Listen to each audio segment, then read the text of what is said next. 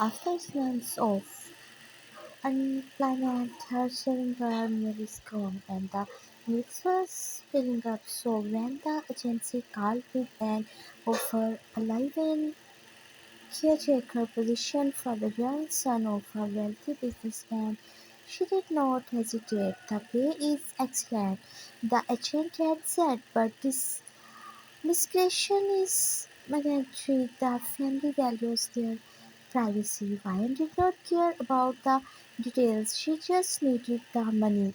The estate was massive, a sprawling mansion hidden behind iron gates.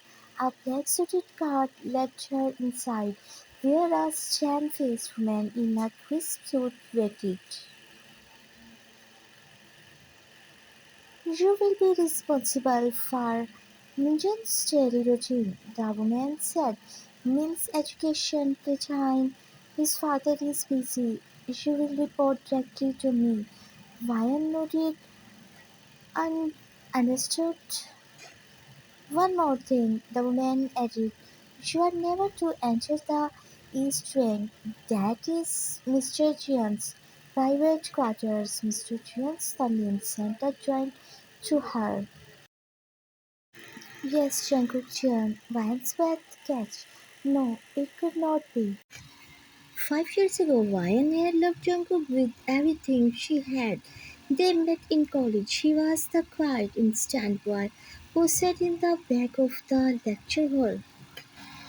She was the one who always had an extra pencil. Children, their love was phosphorus and all-consuming until they disappeared. No calls, no texts, just gone. She cried for months, wondering what she has done wrong. Eventually, she forced herself to move on, but now Jungkook Chian Mafia here, father of a child, and she was about to live under his roof.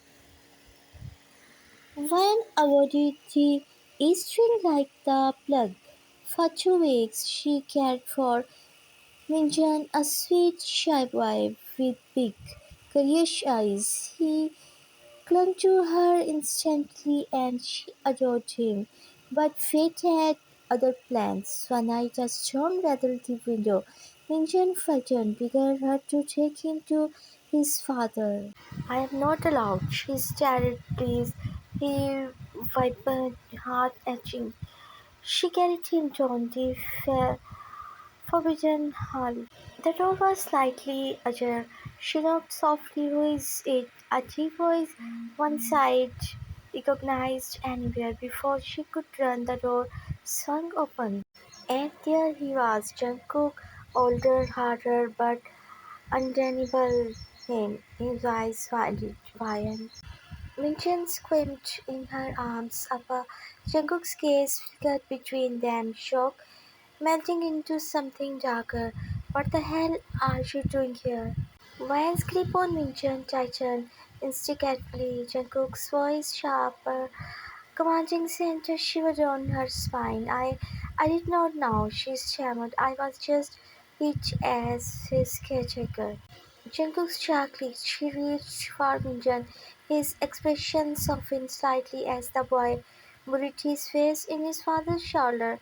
Go back to your room, he murmured to Minjun. Appa will handle this. The child hesitated but obeyed, casting a confused glance at Ryan before disappearing down the hall.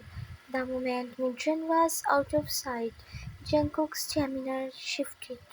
His dark eyes peered into hers, a storm of anger and something else, something she could not name. You were not supposed to see me, he said, voice low. This was not part of the deal. Deal, Ryan's pulse raced. Jungkook's, I had no idea. This was your house. I just needed a job. A bitter laugh escaped him. Of all the people in the world, it had to be you. She swallowed hard. Why does it matter? It's been 5 years. You left without a word. His expression flickered with guilt before hardening again. You don't understand what you have walked into. Jungkook did not let her leave. He ordered her to stay in the guest room for your own safety. He cried. while he made calls in hushed, urgent tones. Fine beastie room, her mind racing. Why was he so angry? What was he hidden? And then it hit her Minjun's age the why was for. 5 years ago Jungkook had vanished. No, it could not be. The door creaked open. Jungkook stood there, his face unreadable. You figured it out, he said quietly. Her breath catch. Is he yours? Apush then yes, and his mother. Jungkook's eyes darkened. That a year after he was born. Valencia said, "You let me for her." No, his voice was rough. "I let to protect you." The truth spilled out in fractured pieces. Jungkook had never planned to inherit his family's empire, but when his father was assassinated, he had no choice. "If I stayed with you, they would not use you against me," he said or rose. "Vines has trembled. You could not roll me and put you in more danger." He shook his head. "I could not." A knock at the door interrupted them. One of his men stepped in, whispering urgently. Jungkook's face went cold. "They know you are here." "Who?" "My enemies." He grabbed her arm. "You are not safe anymore." Gunfire echoed in the distance. Jungkook shoved a bag into her hands. "There's a car waiting.